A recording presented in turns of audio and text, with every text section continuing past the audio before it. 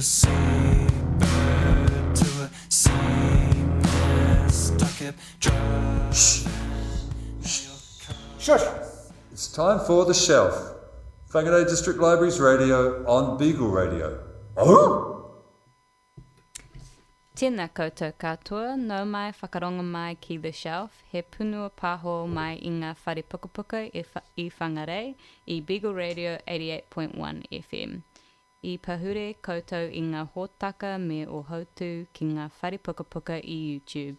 Hello everyone, welcome to The Shelf, a podcast for Whangarei District Libraries on Beagle Radio 88.1 FM and streaming online at beagleradio.co.nz. To catch up on episodes you might have missed, subscribe to the Whangarei District Libraries YouTube channel. Kia ora, my name is LJ. I'm a cataloguing services librarian at Whangarei District Libraries, and I'm back with...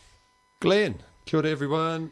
My name's Glenn. I'm a team leader at the library and happy to be at Beagle today in a busy school holidays.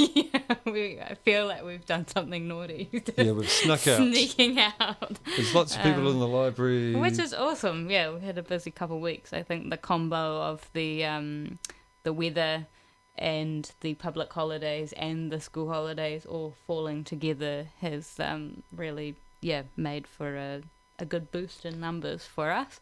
But yeah, it's pretty crazy down there. So yeah, the quiet studio's nice, peaceful nice. Hour. And yeah, we've got a few exciting things coming up.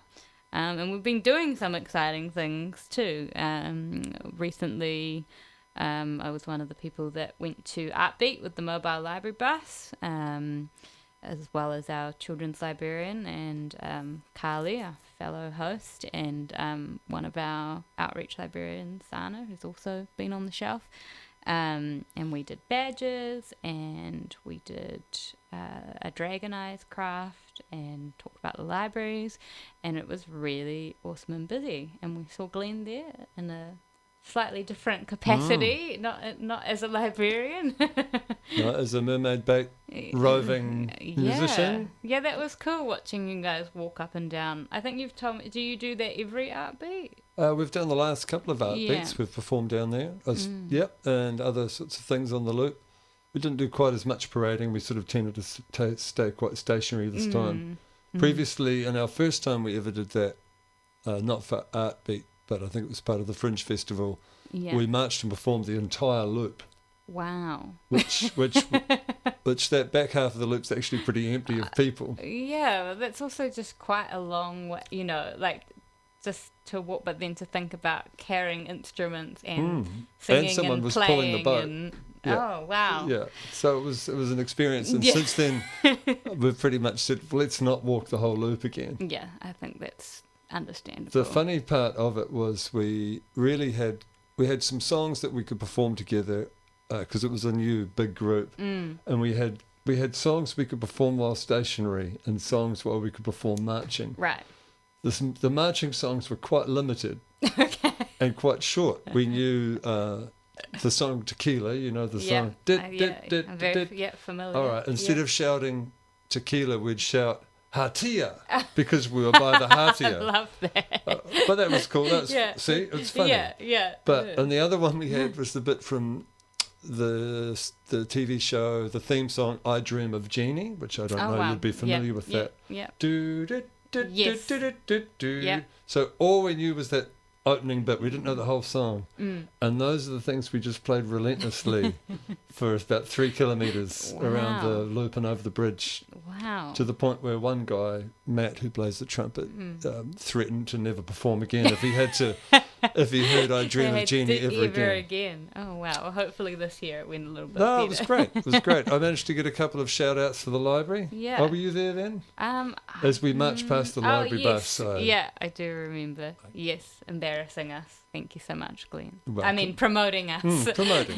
But yeah, it was really amazing. And it was a great event. Huge. Like, I went for a bit of a walk at one point, and it really, it stretches all the way down to the end near the cultural centre now, which is, massive. And of course, there's been events happening all month long, and the glow room's still set up in the library for a limited time. Yeah, that's if you haven't seen that, that's the shed that's in the front of the library. It's like a wooden shed made out of plywood, and we've had it before for other events. It's got a black light inside it, and children can come in and chalk draw. It's quite nice. I'd like to keep it as my office, actually. It's kind of soothing in there when there's no one else in there.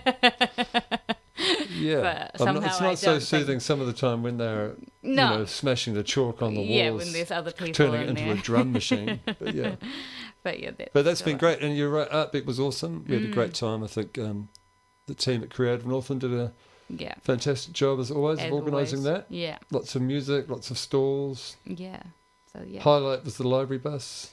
Of course. Yeah. Of every event. That's right. All right. Hey, well, while we're here promoting the library, you may have seen on the council Facebook page today there was a little story about the library. Just going to call it up. And the gist of the article, you can go and have a read yourself if you're on Facebook, is that library usage is up over the past year or so, and I'll quote the library manager. In the past, people thought that libraries would become obsolete with the rise of ebooks. In fact, we're finding the opposite. People still want to read physical books, and the borrowing of physical books is increasing. So that's good, and it talks about the average number of items borrowed per month, which is 66,000 over the year. Yeah. Average monthly visitors to libraries of 32,000. That's crazy. It feels like it. It's felt but like it is crazy to see it in numbers. But I think what it's not mentioned there, but when COVID came along, we had all the lockdowns and stuff. It took a bit of a dip, library usage, and our library did, and now it's back to where it was pre-COVID, which is great. Yeah, so hopefully we just increase it from there, which is very that would be good. Exciting. Yeah. What have you been reading, Well, Glenn? it's funny, we're talking about numbers. Tell me. I know that you're excited to tell me. I'm excited to talk about a book that I've just been reading. And first I've got a question for you and listeners. Yeah. So how many weeks do you think we live for? If you had to do a number guess of how many weeks. Like on average? On average, yeah. On average, the lifespan of a human. Well, what if there's 52 weeks in a year? I like the out loud thinking. That's good. Yeah. We'll have to. We're on the radio. You're also moving your hands. You can't recreate that on the radio. I don't know. It'd be like thousands of weeks, right? How many thousands? Oh God, I don't know. 15,000. Okay, 4,000. Oh, okay. Well, that's not good. Well, you don't know. I might live for 15,000. You could buck the trend, but I think based on an average life expectancy of around. Mathematics isn't my strong point. Neither. But I've got the book title. 4,000 Weeks. Oh, right. Time Management for Mortals by Oliver Burkeman. There was the clue. This is a book that was published in 2021. And it's an inquiry into time management, which might sound a little dull, but it was not dull. I've found it a fantastic book, and it sort of talked about how we might meaningfully approach the time that we have. And it's sort of something between a self-help book, which I know you don't like. But it's okay. Don't let my prejudice against self-help. Well, I'll give anything a go, Glenn. So it's kind of self-help book. Although he says most time management self-help books are always going to fail. So he, while being a self-help book, he also puts down self-help books. But mostly I've found it like a philosophical sort of quest. Yeah. Okay. Yeah. And he argues that we have to accept the reality of time. He says the day when you've emptied your inbox will never come. No. There will always be too many demands on your time, and you will have nowhere near enough time. Anything might happen in the next half hour that you just can't predict. We try to control time, but he argues that we have to accept that we have no control over time. And that's kind of his argument for the book. And in doing his argument, he talks a bit of a history of human ideas about time. For example, he talks about medieval people, or people a long time ago would have conceived of time in a completely different way to how we conceive it today. So if I asked you to think about think about a week, how do you visualize that or think about that? I know what I do is I kind of look at like a grid calendar. You know how you have the wall calendar of the month? That's kind of how I think of a week. I guess that's how I think of it too.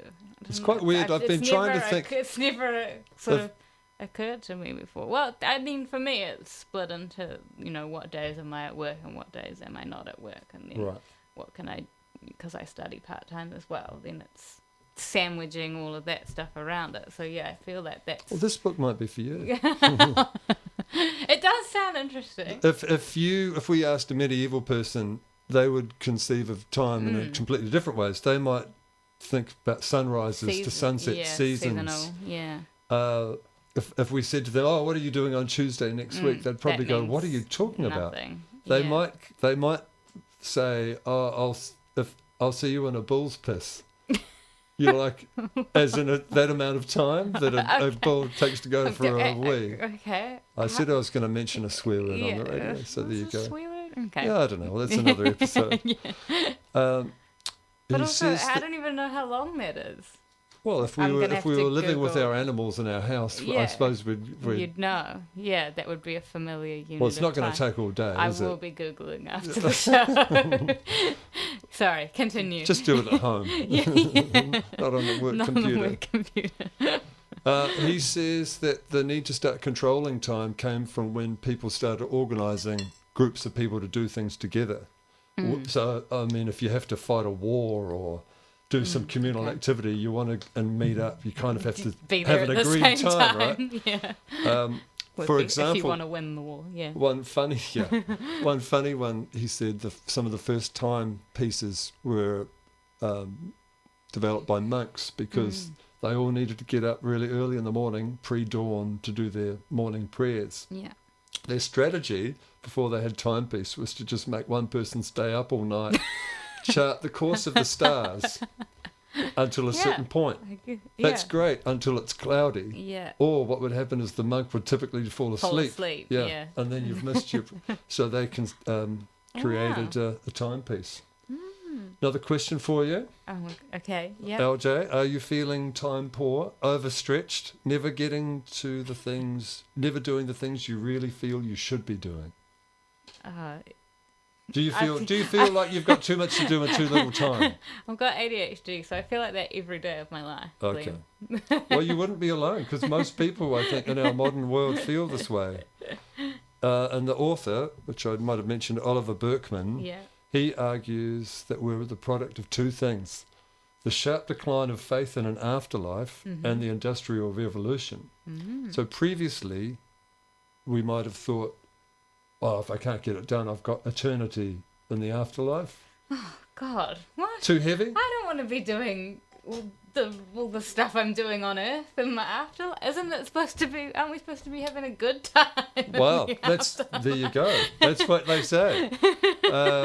And then the Industrial Revolutions led to us commodifying our time, and it's now measured, and it's now sold as a product. Yeah, like every time you pick up like a hobby or something, someone's like, oh, you're going to start, selling Side that hustle. at a market or something like that. And Totally. I'm like, can I just do something for fun? Well, he would argue you should do it for fun. Yeah, good. Well, I Because am. these pressures have made time more pressured for us and more precious.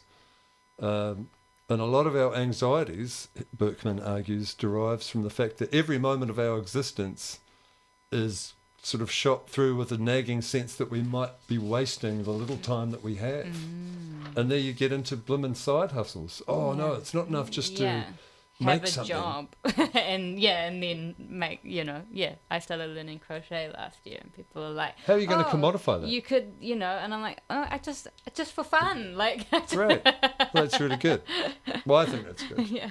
So, I thought it was a fascinating book. Would you pick it up if you looked at the cover? No, I've seen that cover so many times, and I've thought, oh, there we go, another time self-help management. book. But you've kind of you've a little bit sold me on it. It's a really plain-looking cover, but for some reason that appeals to me. It's just all we're looking at is like old-fashioned Times New Roman font. Times New Roman, and what is that? Is that Sisyphus with a boulder of time?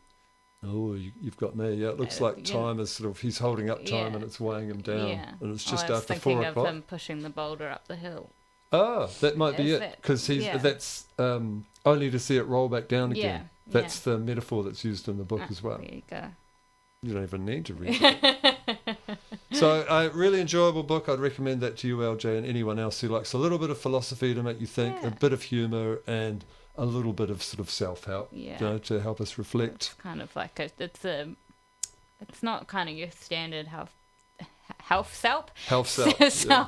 It sort of sounds like it's got tools in there to help you reflect rather than being like, this is the new thing that's going to change your life and you'll never have to, sounds more of a reflective. Well, that's how you've pitched it to me. That's how I'm pitching it. He does have a few. He's got like at the back an appendix. So here's a few tips from his book. This is not all of them, but it's just a few. He suggests we accept we have limited productivity and we can't get everything important done. You have to choose. Seems kind of obvious, but focus on one big project at a time. Okay. Don't try and do everything at once. He talks about being a good procrastinator and also being strategic about what you fail at or underachieve at.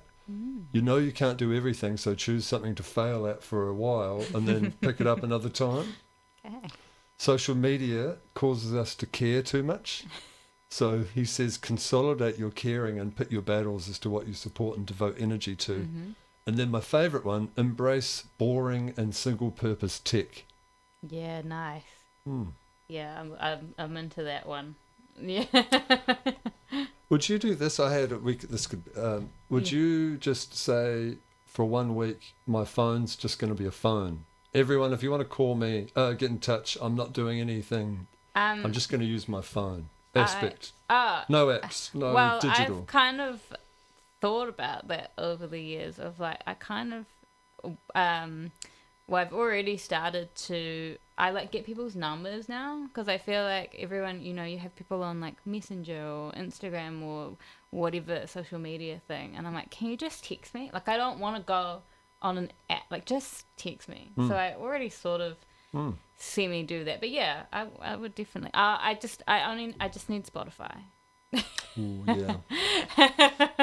I need Spotify and Google Maps and texting and calling, and then that's. Have you got a CD player or a turntable?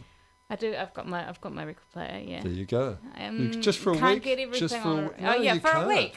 For a week. But easy. You reckon? Oh my God! I'd just run off into the sunset. Or maybe we could make a shelf challenge for all the shelfies. Anyway. Okay. Well, speaking of your phone, do you ever feel like it's listening to you? Yeah. You've had that where you've been talking about something at work in the lunchroom, and then next minute you pick up your phone and there it is. Yeah. So while I was reading this book 4,000 Weeks by Oliver Burkeman, Katie is at home painting a wall, and I said, I'm reading this great book 4,000 Weeks, and she said, I'm just listening to a podcast with him on it by one of the people that we podcast who we listen to. Yeah. So I want to do a shout out for this podcast, which is by Dr. Arangan Chatterjee. The podcast is called Feel Better, Live More. It's described as an alternative health podcast. I'd say it's long interviews with a huge range of people related to health, but really holistic health, science. I recognise the name, yeah. Extends to he's interviewed Rick Rubin, which was the first time I listened to him about his creativity. That's why I recognise the name, because you told me about that. So he's written a lot of books, this Dr. Arangan Chatterjee. So if you are interested in health and well-being, I recommend his books. I've got one here. It's called Feel Better in 5, Your Daily Plan to Feel Great for Life. It's kind of nicely presented. Oh, I've left a bookmark in there. I've left a bookmark at the page telling me I should do lunges, reverse fly, squats, press-ups, and glute bridges. And how are those going? Yeah, I'm doing a different type of workout. 7 books in the library we've got. They're all out. So he's super popular. Very popular. There you go. And if you do have a book that you like, you can place a hold on it. How do people go about doing that? Yes. You can either go on our website, log in with your library card number and your password. If you don't know your password, you can call us, come and see us and ask us. Or if you're a bit of a tech phobe, you could phone us, or you could just come in and see us at the desk and say, do you have this book? Can I put a hold on it? And we can certainly do that for you. And you can get it sent to any of our libraries, not just Whangarei Central, but also Tikapunga, Kamo, Onarahi, and the mobile library bus goes all sorts of places. Right on, that's right. And so if you do want Dr. Rangan Chatterjee's books... You can ask Glenn to borrow his copy. You could do that, or you can, sure, happy to lend it out.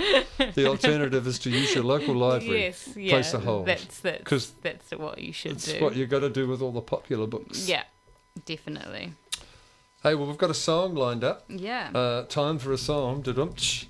And related to the Time Management for Mortals book, 4,000 Weeks, I've chosen a song called... Is it related? Oh, okay. Yeah, called I see how In it's Time by Sly and the Family Stone. Mm-hmm. I've already bored LJ off air with my obsession with Sly and the Family Stone at the moment, so I won't do that right now. But I am going through a big Sly Stone phase. This song, In Time's off what's considered his last great album called Fresh from, I think, about 1972, 73. 1973, yeah. 1973. So let's give that a whirl. This is In Time. Cool.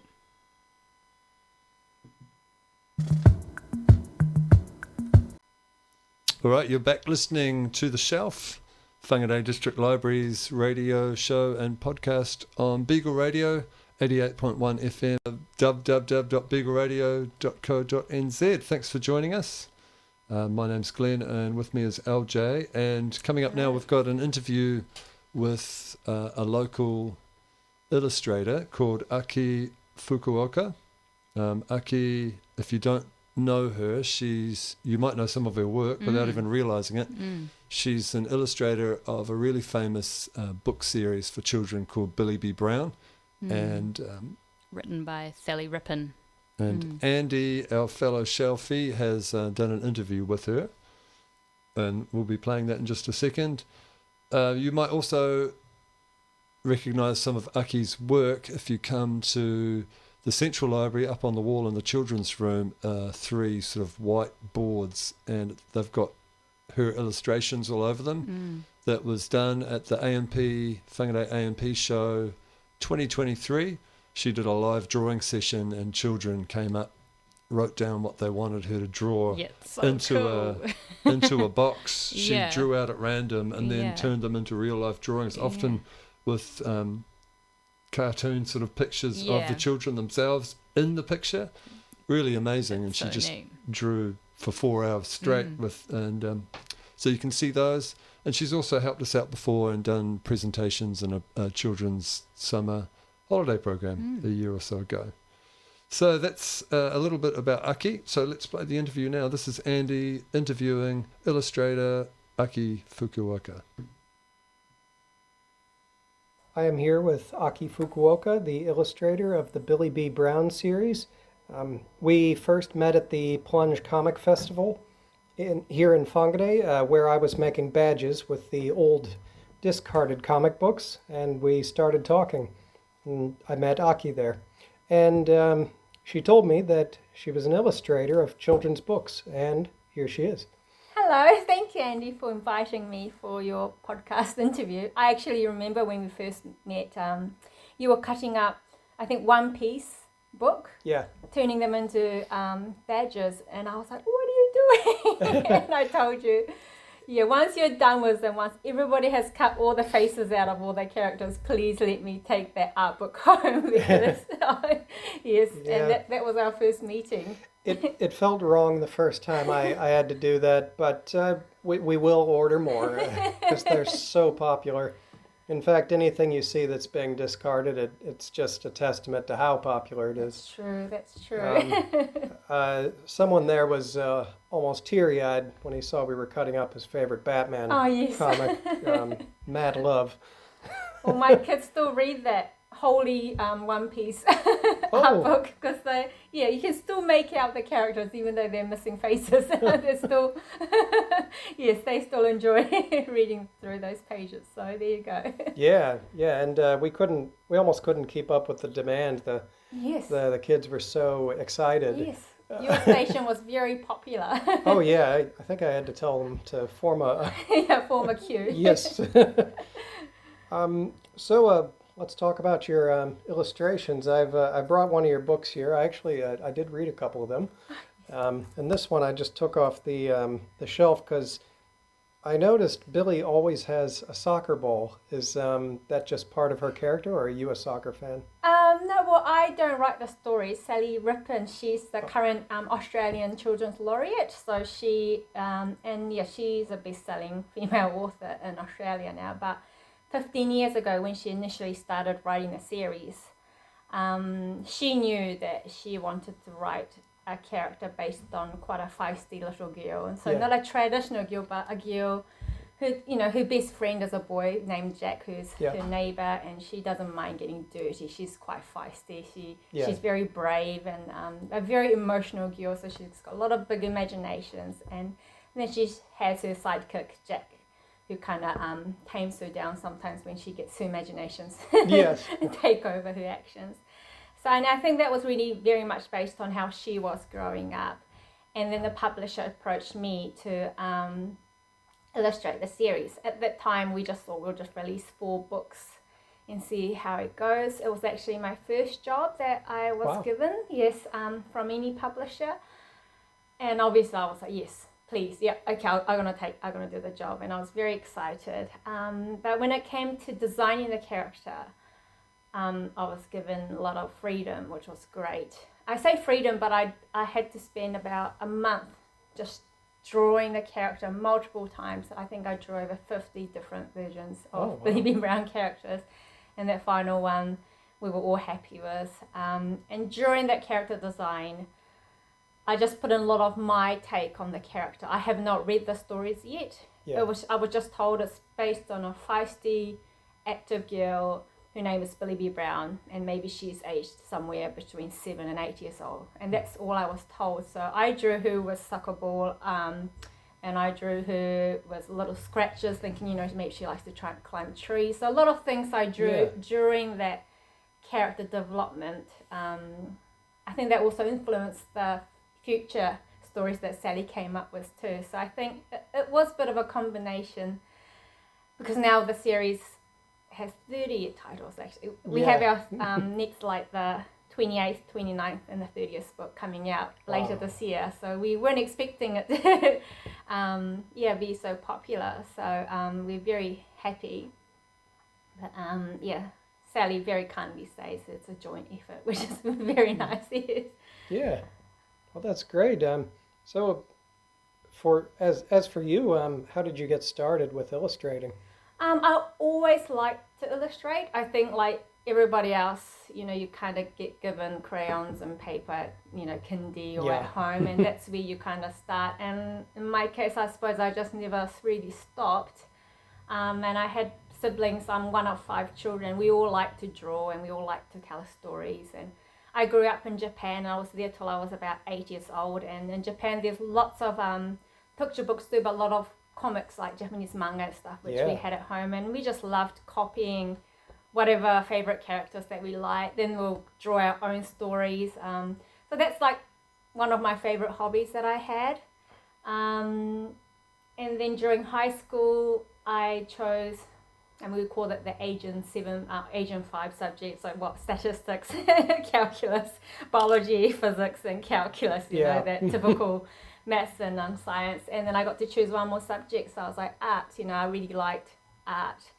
I just didn't think of it as a profession or a path that I'll be following, but I just always kept it as my serious hobby. And at Form 5, that says how old I am. Form 5, what is that year? 11 now in this modern age. For my school C art, I got the highest mark in New Zealand in the country. So my teacher was like, Aki, you should take this more seriously. And that's when Mum also told me you should take it quite seriously too. And I was like, but I don't want to be a poor artist. Yeah. And I can just continue making art alongside being a physicist or something. So I focused on my science and math, thinking that's the right option, the more intelligent choice. But then Mum sent my portfolio to Elam School of Fine Arts. Oh, wow. And I got in to the interviews. Like out of the 1,000 submissions, they select like 200 students to interview. From there, they select from like 60 to 80 students to take the course, and I got in. So I was just like, okay. So I studied both Bachelor of Science and Bachelor of Fine Arts for a couple of years, and I was very much torn. I liked both. Yeah. And about the third year into uni, I kind of had to choose. And by then I said, I will do fine arts. And I say fine arts, and it's very different to what I'm doing now, illustrating and doing picture book. It's very much contemporary, abstract art, Yes. You see a banana on the wall and we say, that's art. It's very... And Andy Warhol. yeah. A bit crazy stuff. Mum and Dad were like scratching their head going, did we send you to do this? Like, they were thinking I'll turn into, I don't know, Da Vinci, or like make amazing sculptures or make, realistic painting. No, I was doing anything else but that. So, after graduating, I didn't know. There was no job. They teach you how to be creative. They don't teach you how to get a job. Yes. So I put together a portfolio of a lot of the illustrations. I always loved to illustrate, so that's something I always did, even though I didn't do it at uni so much. But the last assignment at uni, I got to choose my own project. So I chose a graphic novel project. I was the only one who did that. And I drew my, 150-page graphic novel. And I think, I won some awards at the end of the year. So I was happy with that. Done with uni. I thought I won't go back. Then I sent my portfolio to a lot of publishers because I knew I didn't want to be a poor artist, but I was a bit confused as to what jobs were out there. Yeah. And sent them to publishers. I think I sent about 50 emails to just any publishers out there. Didn't hear back from most of them. Got a nice reply saying thank you, but no thank you from a handful. And maybe, 4 or 5 they said, oh, well, we'll keep you on file. But no thank you at the moment. So I just went back to uni. So I'll just continue studying because I can't decide what to do. So I'll just continue being a student, and I felt like I was doing something. And then about 2 years later, while I was still doing my thesis, 2 publishers got back to me. I was like, oh, they haven't forgotten about me. And one was Billie B Brown series, so they asked me to do the series. And one was Scholastic New Zealand, and they asked me to do my very first picture book. Wow.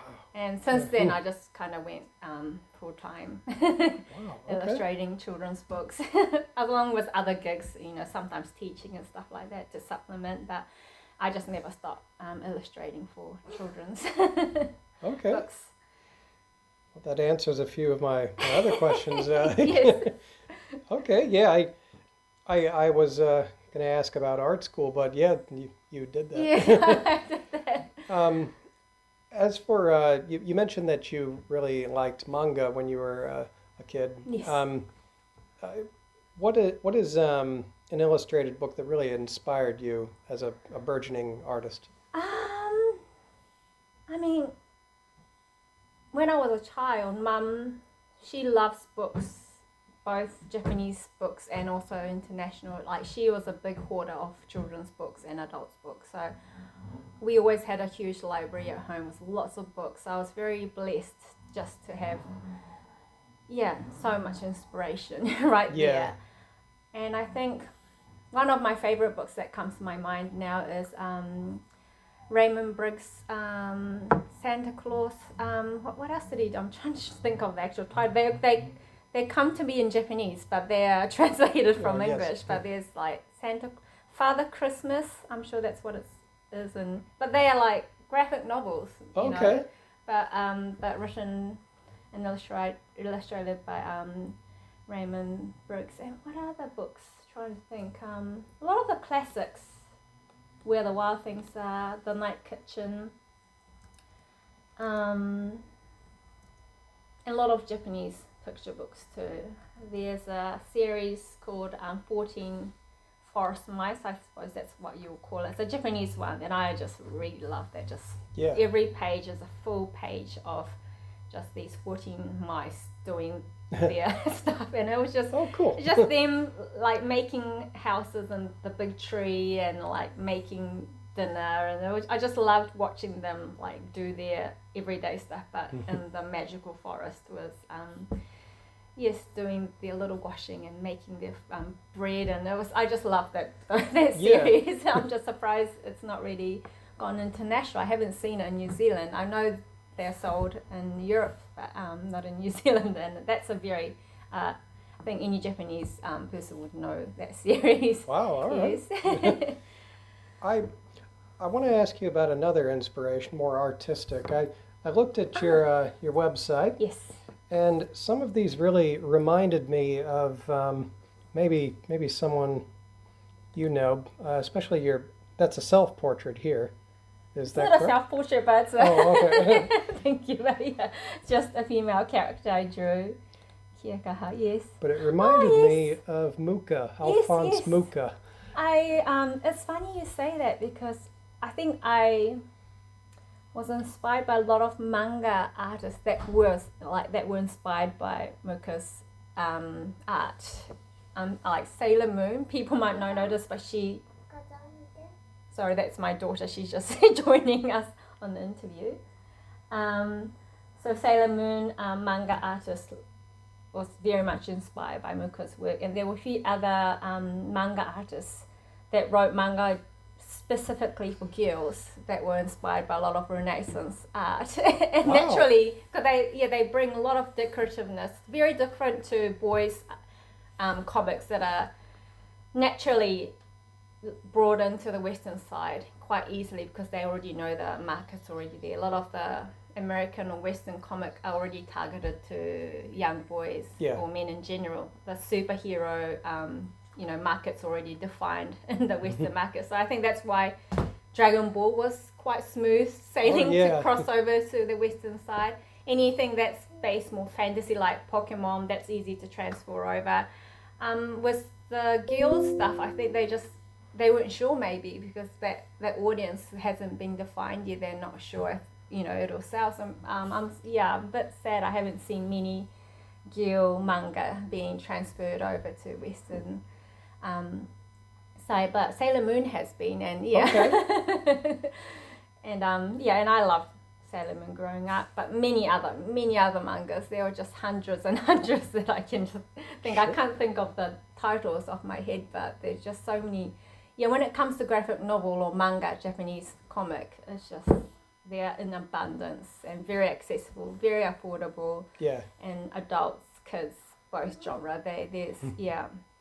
It's very much open. The culture there is very open to that medium. Okay, that's fascinating. I had heard somewhere, it might have been a museum exhibition that said that Muka had inspired over time some manga comics, and I think it's the line. I'd ask an artist. Yeah, the line quality is a lot of Japanese manga black and white, mainly to make it easy to print and sell. But I think the decorative line and quite the linear application of the line treatment was quite easy to transfer to the manga style. But I'm even just feeling honored that you even think my art can resemble anything of Mika's work. So thank you. Oh, you're welcome. Yes. Well, before we end, have you thought of a graphic novel recommendation? Recommendation?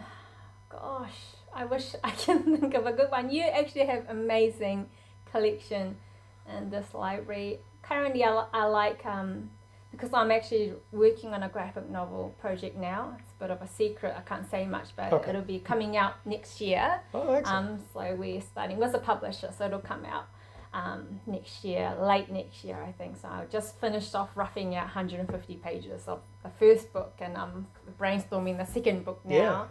And for that, I had to actually really research what's out there in this modern landscape. And your library, like my community library at the Whangarei Central Library, was the first place I came, And I mean, my boys love One Piece series. Okay. I'm trying to think of Lei. I can't remember her. The ghost Australian author illustrator, and there's a graphic novel called Ghost, and it's in at your library too. And I really like that. Yes, it's middle grade, but it's, I think there's something. I think she also said somewhere in her blog. She also inspired by Japanese manga too, but it's quite cinematic and it's very much visual storytelling, and I really enjoy reading her graphic novel. She's done another one called Picasso, and I think she's done other graphic novels too, so I would recommend her books. Yes. Okay, excellent. Well, thank you very much for your time. Thank you very much. You're back on the shelf with me, Glenn, and LJ, Whangarei District Libraries Radio, and that was Andy talking to Aki. Yeah, thank you, Andy, for doing that. Very cool. And the author that Aki was thinking of at the end there with the recommendations, I believe, was Remy Lai, and we do have a few of her books in the junior section, including Ghost Book and Picasso, which Aki mentioned. And also we've got Raymond Briggs in the catalogue that Aki mentioned as well.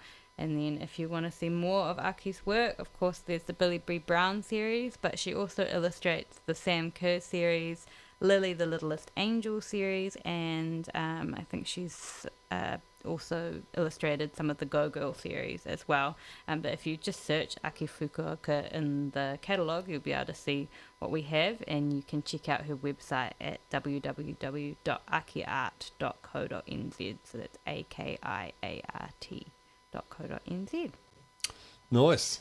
All right. What have you been reading, LJ? What have I been reading? Okay, I'm still reading 11/22/63 by Stephen King. I'm over halfway. That's the book now. about the JFK assassination? Yeah, the guy that's travelling back in time to stop it. Have you read much Stephen King before? This is my first Stephen King. Wow. Yeah. I haven't read this book, but I wonder how it compares. I'm enjoying it. Shelley watched the series. She hasn't read it, but our co-worker Shelley said that she watched the TV adaptation, and she was like, the TV show was really good.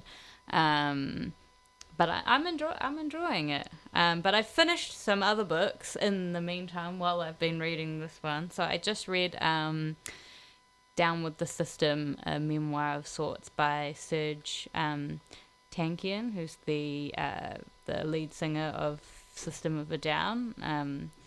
Famously, I'm a big nu metal fan. Well, famously, to Glenn.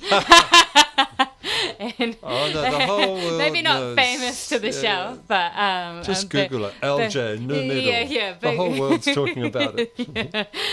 Big nu metal fan, and I actually enjoyed it. I've said to Glenn before how I get a bit sometimes with music biographies I get a bit bored because they seem to kind of same kind of follow a similar trajectory, like humble beginnings, rise to fame, drugs, parties, and everything blowing up in our faces, and where we are now kind of thing. And so I kind of have gone off them over the years. But this one was a little bit different.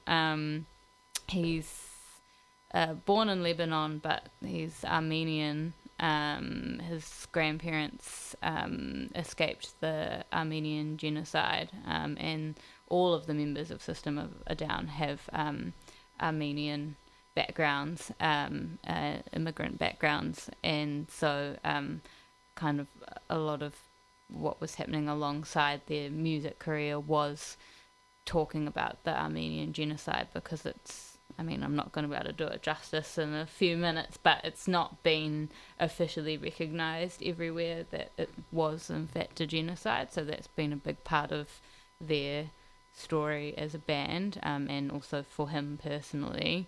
But yeah, I found it really interesting because I got into System of a Down when I was probably 13, 14.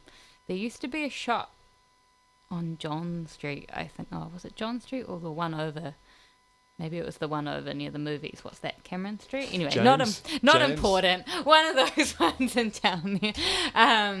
There used to be a shop over there, and it was like random stuff, but you could get like secondhand CDs, and like I remember they had like really cool like graffiti art shirts. Like I always really wanted the Pink Panther one, but it was like $90. But anyway, they sold the Pink Panther, as in the Pink Panther, yeah, the Clouseau detective man, or the cartoon one. The cartoon one. They had these like. Anyway, I don't remember what the name of the shop was called, but they used to sell... It's a great story you're telling. It's gone right off track. But they used to sell secondhand CDs, is the point. And I bought a secondhand copy of Toxicity, which was System's second album that got really popular, for like $7 or something. And got into them from there, and then my dad promptly pinched that CD from me, and he got into them as well. But yeah, so it was interesting to kind of learn about what was happening in the background, like and yeah, they still perform together now, although Serge isn't as into touring and stuff like that. So they but talks about the ups and downs. And did they perform at Woodstock 99? Were they there? No, they weren't. It was his obsession with Woodstock. Oh, because it was my introduction to nu metal, really. They post like, so I think Limp Bizkit and who else am I thinking of? But they kind of predate. System was like, I think the first album was like 1999 or 2000. But the big thing with Toxicity is that it dropped on September 11, and so that obviously kind of maybe overshadowed slightly. And then, you know, Serge came out and published on their website at the time like his thoughts on 9/11 and how they got to that point, which if you weren't alive for that time period, which some of the listeners may not have been, you know, that was that could have been a nail in the coffin in terms of getting radio play, to be outspoken at that time, because it kind of had this surge of patriotism. I mean, I don't know if we remember what happened to the Chicks, formerly the Dixie Chicks, when they spoke out against Bush. You know, they got death threats and were canned from radio play and stuff like that. And so, yeah, there was a lot that was happening around that time in terms of that sort of thing. But yeah, they were kind of early 2000s. And yeah, a lot of the members do their own solo stuff now. But yeah, I enjoyed it. So a good book. It wasn't like the most amazing writing I've ever written, but it was very accessible and it was interesting. I didn't really know a ton about the Armenian genocide outside of what I'd heard them mention as a band over the years. So there's a lot of interesting stuff in terms of that, and talks about a few, famous people that he spent time with and that kind of thing. But okay, so cool. I enjoyed it. Anything else you've been reading? 2 manga series. Oh. Yeah. something different. Hard pivot. So we got Stephen King, Serge Tankian manga. Trying out that Witch Hat Atelier, is that how you say? I'm not sure, but it's big in the junior. Glenn's shrugging like I don't know what you're talking about. Can I tell you who wrote it? Can't remember off the top of my head. It's a children's book. It's in our junior comics and it's also in our teen comics, but the protagonist is 10, so I would say that you could younger kids could what's that called? Could read. Witch Hat Atelier. It's spelled like Atelier. I've seen it, yeah. Yeah, it was suggested when I was looking like alternatives to Harry Potter, and that one was one that came up as a suggestion because it kind of has those elements of like witchcraft, a school, and like chosen one kind of theme. So I've just read the first few and I'm enjoying it so far. I haven't read a manga in a long time. And then the other one I picked up was when I was shelving in the teen area, of course. As you do, it's called Night of the Living Cat. And turns out they're actually turning it into an anime like later this year. So, maybe, I don't know if it will be translated or not. But, so that the Night of the Living Cat is about... there's a virus, and if you touch cats, you turn into a cat. basically. And it was just funny, like, because obviously everybody's still, you're following this like band of people that are trying to survive this plague, and then they're going, oh no, but the cats are so cute, but we can't touch the cats because they will turn into cats. And there's a woman that's allergic to cats, so they use her to like sense whether there's cats nearby. Okay. Glenn's not convinced. I'm happy that you're enjoying it. Well, I've read the first 3. The first 2 were stronger than the third one. Milani's getting the rest of the series so that I can finish it. But yeah, cool. If you're looking for light relief, I'd recommend that one. Nothing wrong with that. Glenn's not looking for that. He's looking for time management, productivity. No, I love light relief reading and stuff like that. That's great. Sometimes you don't want to have all serious topics. Your brain will explode. Usually that's all I come on here and recommend. So nice. Well, we've enjoyed the change of the shelf. Yeah, you've heard me talk about easy stuff. Awesome. Hey, we're coming to a close. Do you want to play a song, or should we talk about the events? I vote for the song. I just want to hear the song. Let's do quick. I'll do quick bullet point. Okay. What do we got coming up? Ukulele workshops with the Purple Lady and Friends. Next one's Thursday, 1st of May, 10 a.m. to 12 p.m. in Te Pua Whananga, Whangarei Central Library. How often does that happen? Is that monthly? Fortnightly for the next 12 weeks-ish. So that's a ukulele group. Everyone's welcome. Yes, bring your own ukulele. Nice. And join in. Teddy Bear Sleepover, Friday 9th of May is the drop-off time. Saturday 10th of May is when you'll pick them up. Find more details on our website, but your teddy, dolly, favourite toy animal can stay the night in the library. So definitely check that out. Great one for children and families. Yes, that's the one. Okay, song. Yeah, nice. Well, that was super bullet. When you say bullet points, I know what you mean now. Yeah. What song have you chosen for us? I think you've chose a new Marlon Williams song. Marlon Williams has a great new album out that's fully in Te Reo Māori. And this song I can't get out of my head. But the whole album is really, really good. But this is, if I find it on the computer here, Rere Mai Ngaro, from his new album. So that will play us out. This has been The Shelf, and we'll see you in the library. All right, ka kite everyone. Ka kite.